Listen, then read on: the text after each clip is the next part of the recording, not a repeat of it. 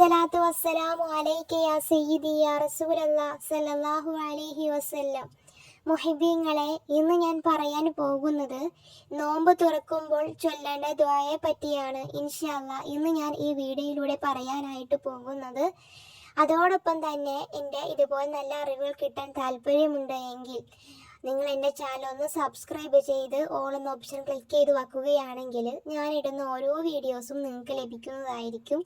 അതോടൊപ്പം തന്നെ ലൈക്ക് ചെയ്യുക മറക്കരുത്. ഇൻഷാ അല്ലാഹ് അല്ലാഹു സുബ്ഹാനഹു വ തആല നമുക്കിതുപോലെ നല്ല നല്ല അറിവുകൾ പറയുവാനും അത് ജീവിതത്തിൽ പകർത്തുവാനും അല്ലാഹു സുബ്ഹാനഹു വ തആല തൗഫീഖ് നൽകി അനുഗ്രഹിക്കട്ടെ. ആമീൻ യാ റബ്ബൽ ആലമീൻ.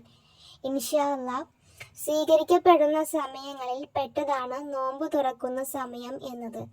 നോമ്പുകാരൻ്റെ നോമ്പ് തുറക്കുന്ന സമയത്ത് ചെയ്യുന്ന ദുആക്ക് ഇജാബത്തുണ്ടെന്ന് മുത്ത് ഹബീബ് സല്ലല്ലാഹു അലൈഹി വസല്ലമ തങ്ങൾ പറഞ്ഞിട്ടുണ്ട്.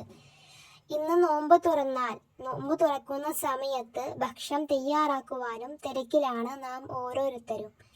ആ സമയം വളരെ വിലപ്പെട്ടതാണ്, നാം ഓരോരുത്തരും മനസ്സിലാക്കേണ്ടതുണ്ട്.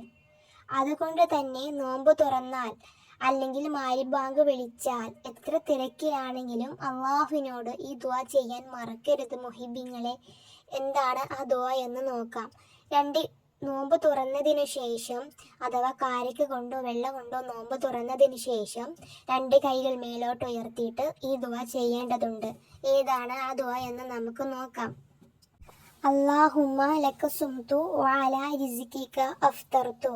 അല്ലാഹുമ്മ ലക സുംതു വഅലാ റിസ്ഖിക അഫ്തർതു. ഇതിൻ്റെ അർത്ഥം നോക്കാം. അള്ളാഹുവെ, നിനക്കായി ഞാൻ നോമ്പ് നോക്കി, നിന്റെ ഭക്ഷണത്തിൽ നിന്നാണ് ഞാൻ നോമ്പ് തുറക്കുന്നത്. എന്തതിമഹത്തമായ അർത്ഥമാണെന്ന് നോക്കൂ മുഹിബ്ബീങ്ങളെ. ഇതുകൊണ്ട് നമ്മൾ എന്തായാലും നോമ്പ് തുറക്കാൻ നേരത്ത് ഈ ഒരു ദുആ, ചെറിയൊരു ദുആയാണ്, ചൊല്ലാൻ നോക്കാൻ ശ്രമിക്കുക.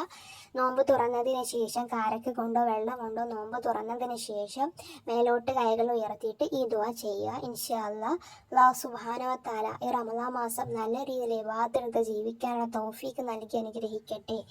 നല്ലത് പഠിക്കുവാനും നമ്മുടെ ജീവിതത്തിൽ പകർത്തുവാനും അല്ലാഹു സുബ്ഹാനഹു വ തആല തൗഫീഖ് നൽകി അനുഗ്രഹിക്കട്ടെ. ആമീൻ ആമീൻ യാ റബ്ബൽ ആലമീൻ. ഇൻഷാ അല്ലാഹ് ദുആ വസിയത്തോടെ.